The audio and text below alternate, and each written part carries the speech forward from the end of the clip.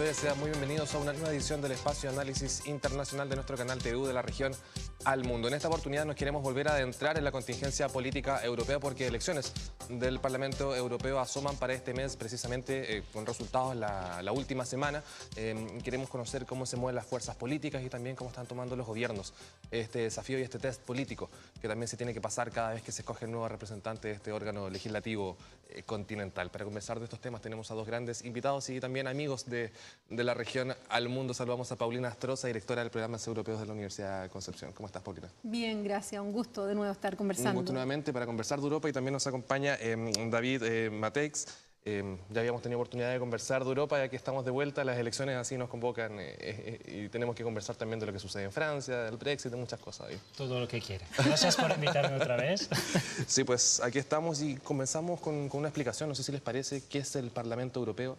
Es un organismo que colegisla, que se complementa con los espacios legislativos de los países, ¿no? ¿Cuáles son sus atribuciones, cuáles son los límites también?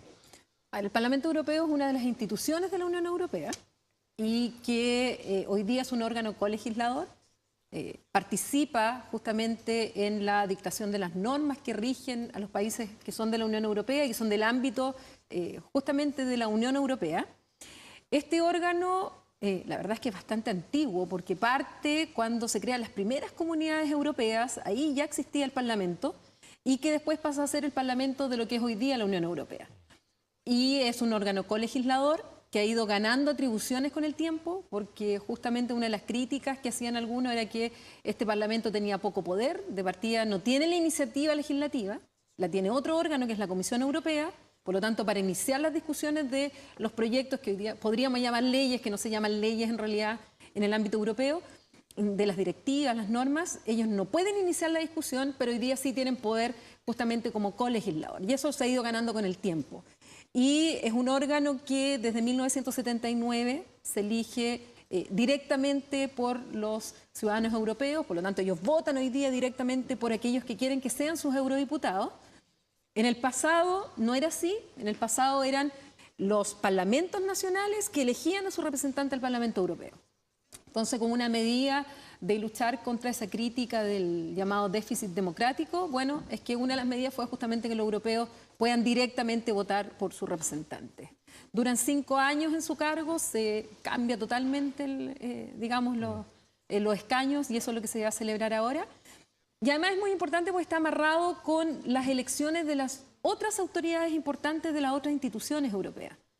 Después de la elección al Parlamento Europeo va a venir la elección de quién va a ser el próximo o próxima presidente de la Comisión Europea, que es el otro órgano, quiénes van a ser los comisarios, y algunos quieren amarrar esta elección de esa institución con las mayorías del Parlamento Europeo, cosa que no está amarrado porque no es un parlamentarismo puro, pero se trata de avanzar hacia eso, algunos se resisten. Emmanuel Macron no quiere amarrar directamente la elección de las mayorías, pero es parte de la discusión típica de Europa y las elecciones son ahora entre el 23 y el 26 de mayo. Me imagino que el Parlamento Europeo precisamente se preocupa de los grandes temas que afectan a la cantidad de los países miembros, ¿no? No se preocupa de aquellos elementos que son de contingencia política, para eso están los respectivos gobiernos locales también de los países. Depende de las materias, porque en Europa, y esa es la característica que tiene la Unión Europea, que hay ciertas materias en las cuales los estados han renunciado a su competencia nacional y las han transferido a la Unión Europea.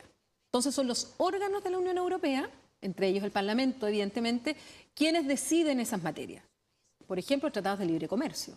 Se negocian por la Comisión Europea, pero tienen que pasar por la aprobación del Parlamento Europeo. Y hay muchas materias que ya no son de competencia nacional, sino que son de competencia europea y quienes deciden finalmente son estos órganos. Son leyes o normativas, normas europeas que se dictan aquí, en el juego de estas instituciones europeas. Perfecto. Bueno, David, tenemos que preguntarnos también cómo está constituido actualmente el Parlamento Europeo, cuál es la correlación también de las fuerzas políticas que están allí presentes, ¿no? Pues llevamos unos años en Europa, en todos los países, con muchos cambios.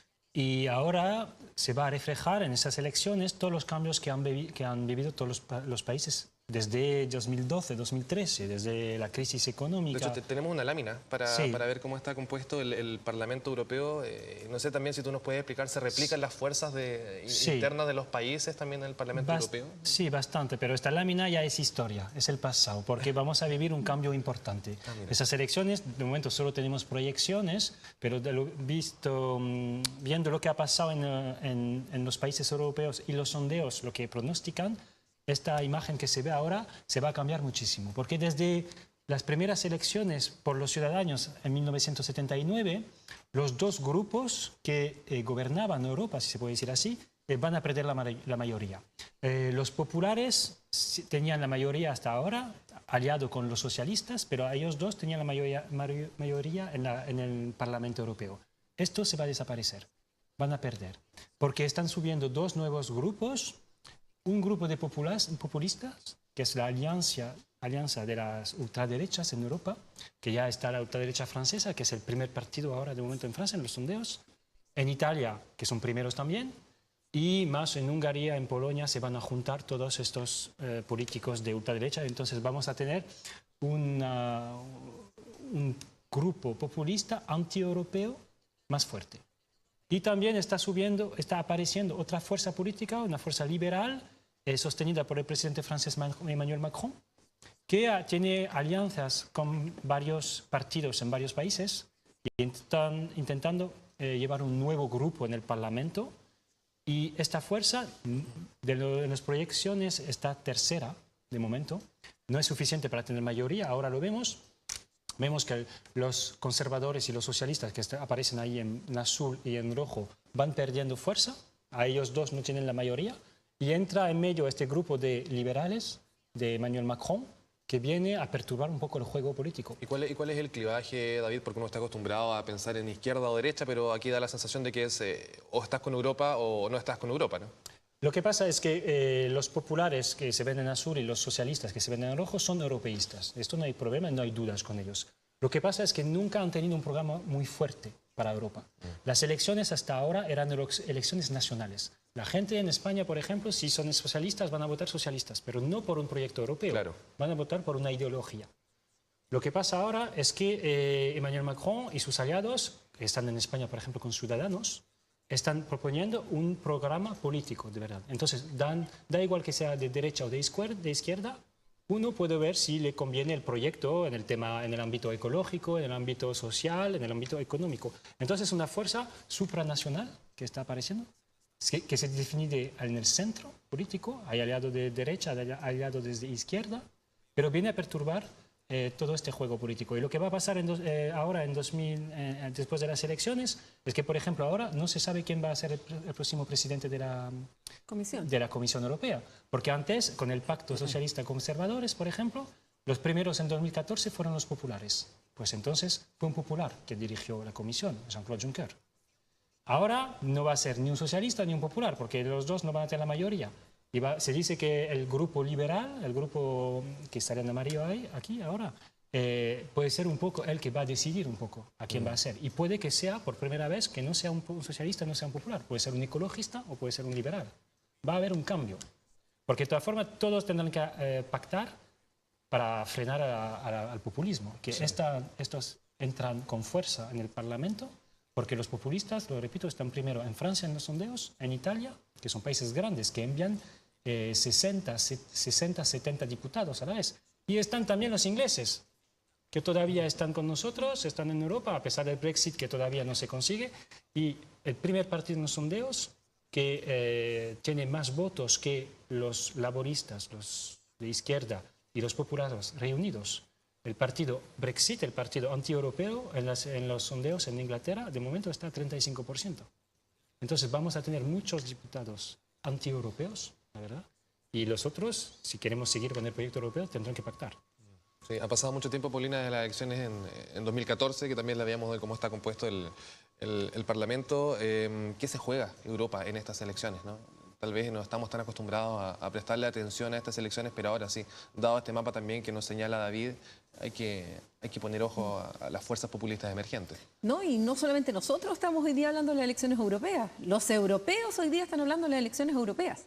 Porque también normalmente, como decía David, por un lado, las elecciones europeas se hablaba poco de Europa. Los candidatos iban con proyectos nacionales. O sea, un candidato en Francia, cuando iba a pedir su voto para ser europarlamentario, no hablaba de Europa. Hablaba de Francia y de los problemas de Francia. En España pasaba lo mismo, en los otros países pasaba lo mismo. Entonces, la gente poco hablaba, poco discutía de lo que es la Unión Europea, del rol que tenían que cumplir sus europarlamentarios en el Parlamento. Eso pasaba poco. Se ha ido rompiendo un poco esto. Por ejemplo, David lo recordará el 2005, cuando se discutió el proyecto de Constitución Europea, donde ahí de nuevo se habló de Europa. Pero generalmente ocurre que en este tipo de elecciones los europeos hablan poco de su propia Unión Europea. Pero hoy día se ha politizado mucho más. O sea, hoy día, y ya con un rol mucho más fuerte del Parlamento, del propio Parlamento Europeo, de la Dirección General de Comunicaciones del Parlamento, empezaron una campaña hace 100 días atrás, donde le están informando a la gente por qué es importante votar, porque además la tasa de participación es muy baja. Y si uno ve la tendencia, iba hacia la baja. Entonces, tampoco se movilizan los europeos por ir a elegir a sus eurodiputados y después se quejan por las decisiones que se toman en el Europarlamento y resulta que no van a votar. Entonces, hay una campaña por llamar a votar y además hay una campaña por llamar, y eso claramente está en todo digamos, la publicidad que se ha hecho, la campaña del Parlamento Europeo, que yo la he seguido de cerca, llamar a los jóvenes a votar, que se movilicen, porque en definitiva se trata de su destino. ¿Y qué es lo que está detrás? Está el miedo a lo que decía David, a que los grupos, partidos que son contra el proyecto europeo, a la construcción europea, ganen muchísimos escaños en el Parlamento y al final dificulten el funcionamiento del propio Parlamento. Entonces, está el trauma del Brexit, está el trauma de cómo han ido incluso entrando a gobiernos partidos que son contrarios a la Unión Europea. También está este miedo a que estos partidos han cambiado estrategia. La estrategia de ellos antes era destruir la Unión, ahora es entrar a la Unión para destruirla de dentro, y eso es lo que están haciendo. Entonces, claramente esta es una de las elecciones más importantes que tiene Europa, y fundamentalmente pensando en la incertidumbre que todos estamos viviendo en el mundo. Y Europa es uno de los grandes, justamente como para poder ver primero su identidad, como para poder tener un rol internacional. Y esto es muy importante. Sí.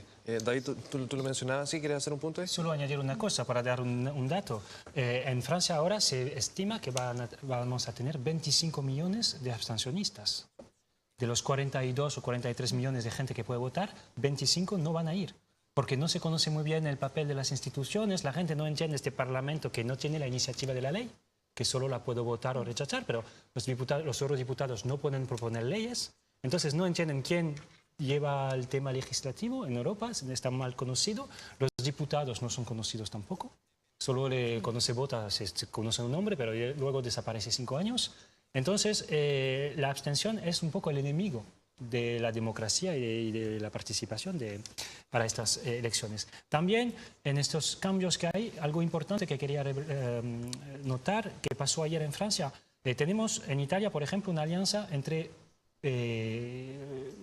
ultraderecha, vamos a decir, y los populistas de izquierda, una alianza un poco surrealista, vamos a decir, porque los programas son lo opuesto de los dos, pero están aliados los dos y están gobernando juntos. Pues en Francia ahora pasó lo mismo ayer. Un diputado de los antiguos comunistas dijo que iba a votar por la ultraderecha, que está primero en los sondeos. Entonces vemos que también los anti-Europa, los populistas de anti-Europa, que sean de ultraderecha o de ultraizquierda, se están aliando a pesar de todos los programas y las ideologías que tienen. Y esto también es un poco preocupante por lo que va a venir, porque toda esta gente no propone nada, pero se están aliando para frenar o cambiar la Europa. Como lo decía Paulina, ahora no quieren salir. Hace 2 años Marine Le Pen, por ejemplo, en Francia quería salir. Ahora no. Con el ejemplo del Brexit, nadie propone quitar Europa. Dicen que la quieren cambiar por dentro. Frenar, poner fronteras otra vez, bueno, hacer una cooperación de naciones. Tienen varias fórmulas, pero también eso es algo nuevo. Se quieren quedar en Europa, pero cambiándola por dentro. Bueno, es que ya veremos lo que va a pasar el 26 de mayo, pero yo creo que no será como antes. Estamos viviendo un cambio muy importante. Y bueno, ya tendremos. Y así lo deja también, 10 días. Y lo deja muy en claro las proyecciones. Nosotros tenemos que hacer una pausa. Seguimos al regreso de este corte comercial conversando acerca de las próximas elecciones del Parlamento Europeo. Usted no se despegue de nuestra sintonía.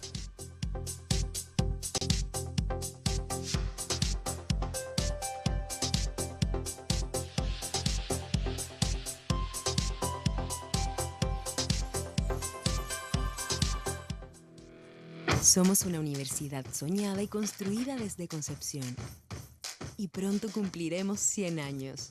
Pero la obra iniciada con entusiasmo y audacia se prosiguió con constancia inquebrantable. Un siglo con espacios para todos. Algunos aprendieron a caminar, a andar en bicicleta, a estudiar y sí, también a casarse. Esta es la casa de mentes luminosas, artistas visionarios, rebeldes, científicos adelantados a su tiempo, ciudadanos de espíritu libre. ¿Por qué la gente de esta universidad no puede estar quieta? Vamos a recibir juntos el próximo siglo. Somos la generación centenario.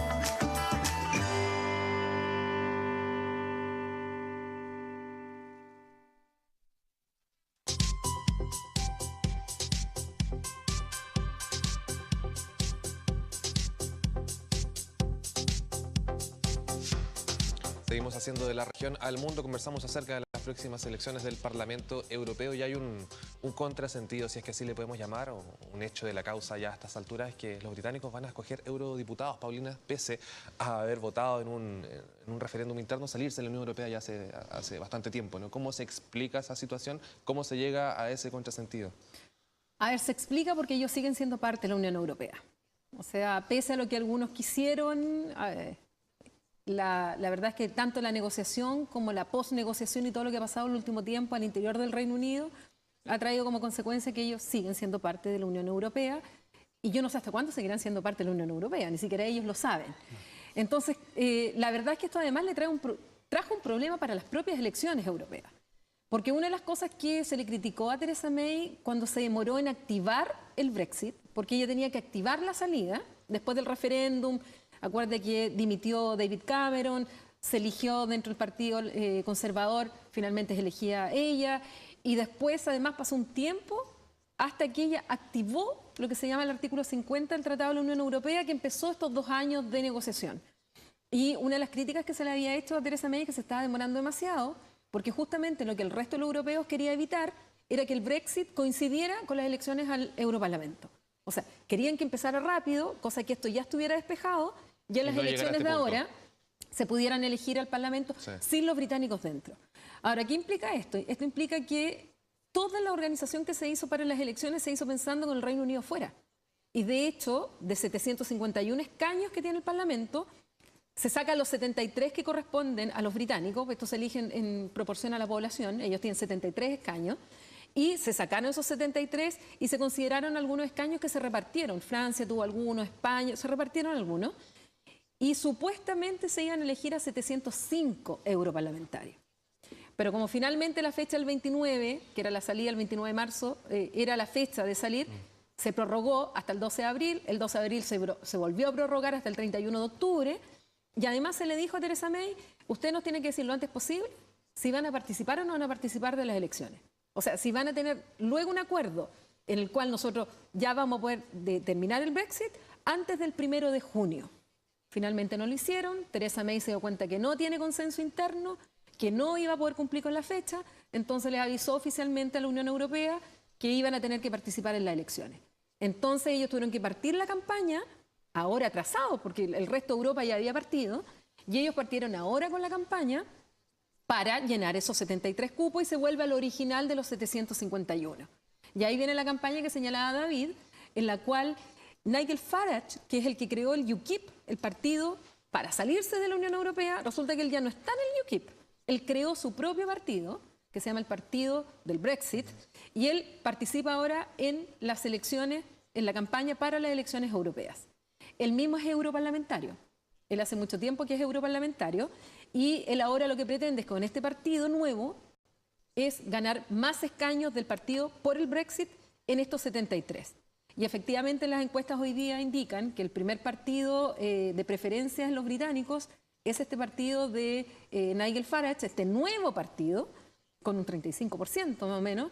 Segundo estarían laboristas y tercero estarían entre los liberaldemócratas y los conservadores. O sea, los conservadores han perdido muchísimo apoyo y también un poquitito los verdes están subiendo también en el Reino Unido. Entonces, la verdad es que esa es la explicación por las cuales hoy día, y lo raro es que ellos están planteando ser europarlamentarios por una Europa que no creen. Claro, Ese claro. es el Bueno. tema. ¿Y cuál es la señal para la historia, David, de este momento de los británicos escogiendo a sus eurodiputados quizás para salirse de este mismo mecanismo que se ha creado en el continente, ¿no? Bueno, también se da, ¿no? La gente vota por euroescépticos, es un concepto con el que ya estamos familiarizados, con aquellos que son más críticos de la Unión Europea. Tal vez también es una victoria del sistema que quizás pueda absorber estas posiciones. Sí, y yo creo que en Inglaterra o en el Reino Unido la gente, los ciudadanos, no se interesan mucho a la campaña porque ya sé que van a salir. Ahora, en octubre, en julio, bueno, sé que están a punto de salir, que es solo encontrar un acuerdo entre los políticos en el Parlamento. Yo creo que a muchos británicos no les interesa esta campaña, solo los que están convencidos del Brexit se van a ir a votar, por eso tenemos... Es que el 35% para un partido que quiere salir de Europa, no hay ningún otro país donde los euroscépticos o eurofobos son tan fuertes. Cuando digo que en Francia son primeros, están a 20, 22. En Italia están un poco más, pero bueno, 35 es mucho. Entonces los que están en favor del Brexit se están movilizando para este partido, mientras que los otros piensan que no sirve para nada, entonces no van a votar. Y por eso se explica, yo creo, los laboristas porque están a 20% y los populares a 10%. Pero hay un dato, porque eso es raro también en el Reino Unido, porque si uno ve estos sondeos, te indican que el primer partido es el partido por el Brexit y que los otros han bajado. Pero resulta que en las últimas elecciones locales que se celebraron hace unos 10, 15 días atrás, que se eligieron a los concejales y los alcaldes. Elecciones fueron de ese tipo en el Reino Unido. Resulta que los conservadores perdieron 1.300 y tantos concejales. Los laboristas que pensaban que iban a ganar con esto, perdieron como 90. Y los que ganaron muchísimos concejales fueron los liberaldemócratas y también subieron mucho los verdes. Y ambos son pro Unión Europea. Entonces algunos leyeron las elecciones locales como diciendo, oye, pero aquí está el mensaje clarísimo de los británicos que no se quieren salir. Porque además el UKIP no tuvo casi ninguno de los concejales. Ahora, es cierto que el nuevo partido de Nigel Farage, el partido por el Brexit, no participó en las elecciones locales. Pero de todas maneras, tú ves que los más sancionados fueron los conservadores y los laboristas que no han sabido tener una negociación con el Brexit. Y los que subieron mucho fueron el único partido que sin ningún pudor pone la bandera de la Unión Europea en el Reino Unido, que es históricamente euroescéptico, y en el cual ellos ponen la bandera de la Unión Europea, que son los liberaldemócratas. Entonces tú te encuentras con esos resultados a nivel local y después te pillas con los sondeos a nivel de las elecciones que no te coinciden. Pero o sea, el mensaje es como lo que se puede sacar de esas dos elecciones es que es un castigo a los partidos tradicionales. No, claramente. Sí. O votan por el Brexit o votan por los pro-europeos en una elección o en otra, pero los castigados son los dos que están en poder. Ese es el único punto en común a partir de lo que son estas Y señales. especialmente los conservadores son los que están aquí Conservadores porque están muchísimo más ahora dañados. llevando esto, pero también la izquierda esto. Sí. Y esto es lo que está pasando en toda Europa. Si en Italia tenemos esta situación ahora, porque han sido castigados los partidos tradicionales. En Francia, si salió Macron, es porque han desaparecido casi los partidos tradicionales. Los socialistas ahora en Francia están a 4%. Han bajado aún más desde la presidencial. En Ucrania, últimamente también, llegó el cómico, ¿no? Humorista, al poder. Están desapareciendo todos los partidos tradicionales. Cuando hay oferta de renovación, como en Francia, pues salen. Y si no, pues salen los populistas, los que critican todo y que no proponen tanto, pero que salen, solo porque es la única oportunidad para la gente, posibilidad para exprimir. Efectivamente, y ya que estamos hablando del Brexit, Paulina, hemos tenido noticias del estado de la actualización del proceso de salida del Reino Unido. De hecho, ayer hubo noticias. Hacía tiempo que no sabíamos del Brexit, se fueron de vacaciones un rato. Ayer anunció Downing Street 10, donde está la oficina del gobierno de Theresa May, anuncian que ellos van a presentar el proyecto de ley de la aprobación del Brexit para votaciones por cuarta vez en el Parlamento el 3 de junio. Perfecto. La diferencia estaría en que las veces anteriores eran como enmiendas, bueno, es un tema ya jurídico, eran enmiendas que se presentaban, ahora sería directamente un proyecto de ley. Lo que está claro es que ese proyecto de ley no pasa el Parlamento nuevamente seguramente lo van a rechazar. Las negociaciones entre laboristas y conservadores, entre Jeremy Corbyn y Theresa May, han sido un fracaso, no han avanzado, por lo tanto no tienen una alternativa real de ganarla en el Parlamento, y algunos leen esto derechamente como una forma en que Theresa May, estas elecciones europeas que vienen ahora, bueno, plantear de nuevo esta discusión del Brexit para ver si con eso algo de capital político todavía puede salvar. Pero esa es la información que salió ayer, así que, pero con el Brexit nunca se sabe, así que cada día hay que estarse actualizando. Sí, bueno, y también tenemos que actualizarnos porque hay más elecciones en Europa, ¿no, David? También va a haber movimiento en comunidades autonómicas, entiendo, en Bélgica. ¿Cuál es el panorama también electoral que se viene en este semestre o dentro de este año? Es difícil proyectar y saber, porque hay nuevas fuerzas políticas y no sé cómo... Es muy gracioso, no sé, pero interesante. Hablé con un estudiante hace poco, acá en la universidad. Me dijo que Europa se veía como el continente donde era más progresista, más derechos, donde se habían conquistado los derechos y todo. Y bueno, puede que sea la imagen que tengan los estudiantes o los jóvenes o la gente aquí en Latinoamérica. Pero si uno viene ahora no está muy actualizada esa imagen, dices tú. Es que ahora no, es que si escuchamos los debates que hay en Europa, y más, sobre todo en los países donde están las elecciones ahora, bueno, aparte del Brexit que ya hemos comentado, pero en España ahora se está hablando con la subida de la ultraderecha de temáticas que ya no son del siglo XXI, sobre las minorías, sobre los gays, sobre las mujeres.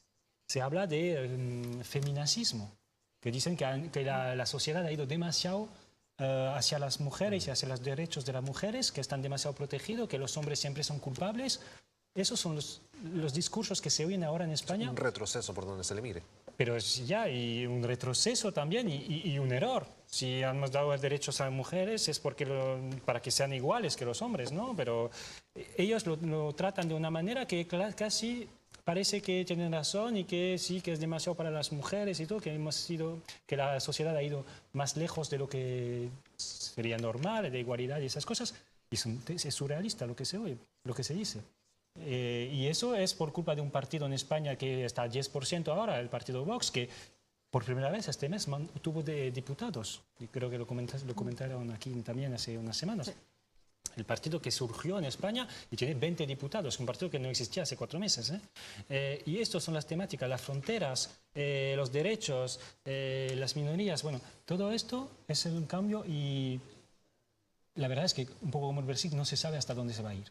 Es que, porque hace un año creo que muchos hubieran pensado que no se podía volver a esto o no se podía perder tiempo en debates sobre esos temas. Y ahora es lo que estamos haciendo, lo que están haciendo en Europa. Entonces, ¿qué puede salir de eso? ¿Qué puede surgir? Pues espero que se pare, sobre todo, y que no siga hacia allá. Porque ¿cuál es el próximo paso? Es que es un poco preocupante, la verdad. Y, por ejemplo, en España, no sé, hay elecciones, bueno, creo que la ultraderecha consigue ayuntamientos, municipalidades o regiones, pero va a surgir y va a entrar en parlamentos municipales, parlamentos regionales. Y eso pues hace que durante los 4 o 5 años esta gente estará poniendo debate, oponiéndose a reformas o proponiendo cosas también igual antiprogresistas o reaccionarias, no sé cómo se dice mejor. Pero bueno, eso es preocupante lo que está pasando en Europa en todo. Y los cordones sanitarios de lo que se hablaba de cierta forma con Marine Le Pen, algo que también estuvo presente en el debate de las pasadas elecciones en España, parece que ya en cierta forma no existe o no opera. Bueno, de hecho esos llamados cordones sanitarios justamente se aplicaban mucho en la elección del padre de Marine Le Pen, cuando hace años atrás pasó a la segunda vuelta, y efectivamente se hablaba del cordón sanitario y era detener un poco justamente el avance de este tipo de ideologías al interior de los estados.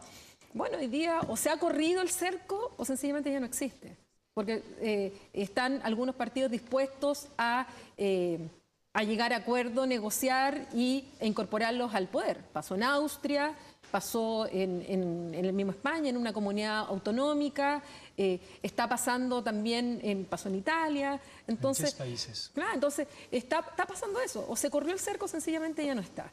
Y por otro lado, pues yo le quisiera dar una imagen también más positiva. Uno suele ser autoflagelante, hace que David sea un poco autoflagelante de sí mismo, pero también, y sobre todo yo estoy pensando en las elecciones en Bélgica, porque por un lado tú puedes decir, sí, España, ok, entró Vox con un 10%, Pero si tú seguías un poco lo que se suponía que iba a hacer Vox, o sea, uno también puede decir, el 90% de los españoles votó contra Vox. O sea, también ahí, pese a todo un contexto también de crisis, muy golpeados por la austeridad, y que eso también lo utilizan mucho los populistas, digamos, de extrema, la verdad tú ves que un 90% no votó por Vox. Y eso también es un mensaje. Y por otro lado también uno puede ver cómo hay ciertos partidos que están ganando fuelle, que están ganando espacio y que justamente están captando ese voto del descontento y que no son los extremos. Ha pasado con los verdes. Y ojo con los verdes, ahora vienen las elecciones el mismo 26 de mayo, son las elecciones generales en Bélgica, y hoy día los sondeos están indicando que los verdes están ganando un espacio enorme en el debate belga. Y muchos de ellos, este voto descontento con los partidos tradicionales, pero además sumado a esta corriente que ha habido por la defensa del cambio climático. Las marchas en Bruselas eran enormes y ha habido reportajes sobre eso. Y ese voto joven también, que se identifica con ciertos valores, se está transformando en voto político. Y yo creo que en eso lo está ganando, por un lado, los verdes. Aparecieron verdes subiendo, como te decía, en el Reino Unido y en otros lugares que no se esperaba. También ocurrió en las últimas elecciones, no me acuerdo, fue en un país nórdico, recién en Finlandia creo que fue, donde también los verdes subieron. Entonces, también hay que mirar que dentro de todo esto complejo están saliendo también alternativas que nos están yendo a los extremos, que no están en contra de un proyecto y están buscando otras motivaciones, que los jóvenes sobre todo están en eso. Entonces, interesante hacer lo que pasa en Bélgica, que es un país muy complicado, sobre todo para llegar a acuerdos. Problemas para formular gobierno. Para gobernar, sí. Tienen el récord del mayor tiempo sin gobierno. Yo llegué justo a vivir allá cuando estaban sin gobierno. No se notaba, debo decírselo. Claro, pero gobierno, bueno, sí. Para ellos tenían el desastre y uno veía que todo funcionaba. Pero políticamente es muy complejo. Bélgica, además que siempre Bélgica se ha dicho que es como el laboratorio de lo que pasa en Europa, porque justamente tienen todas estas diferencias entre idiomas, entre partidos políticos, entre todo. Entonces tienen una mezcla muy extraña que finalmente mantiene el Estado, y muchos dicen que es el laboratorio lo que finalmente es la Unión Europea. Vamos a ver qué pasa ahí. ¿Dónde más hay elecciones prontamente? Yo sé que el 26 de mayo son las autonómicas y locales en España, son las generales en Bélgica y además las europeas en todos los 28 países de la Unión Europea. O sea, tenemos una renovación importante de los cuadros políticos en Europa. Sí. Dentro el 26 de este mes. Voy a estar conectada y viendo. Vamos a estar viendo entonces, los resultados. lo seguimos en Twitter ambos, ¿no? Para estar informados de lo que David vaya a no suceder. está en Twitter. No está en Twitter. Bueno, vamos a tener que hacer algo entonces ahí de aquí al 26, porque como uno no... Bueno, tal vez vamos a tener que invitarte. Vamos a tener que invitarla. Vamos a estar el 22 de mayo. Invitamos a las 6 de la tarde Salvador Gálvez. Vamos a estar con David y además con Marcela Jaime, también integrante de Programas Europeos, y contigo. Vamos a estar en el aniversario de Programas Europeos hablando de los desafíos de la Unión Europea. ¿Cuántos años de Programas Europeos? 17 años cumplimos nuestro aniversario. 17 años. Próxima semana. Fantástico. Sí. Entonces, un mes de aniversarios y de elecciones. A ambos les queremos dar muchas gracias por acompañarnos en esta oportunidad aquí en De la Región al Mundo, y a ustedes también muchas gracias por preferirnos. Este y otros capítulos de la temporada los puede volver a ver a través de tvu.cl. Nos volvemos a encontrar. Hasta pronto.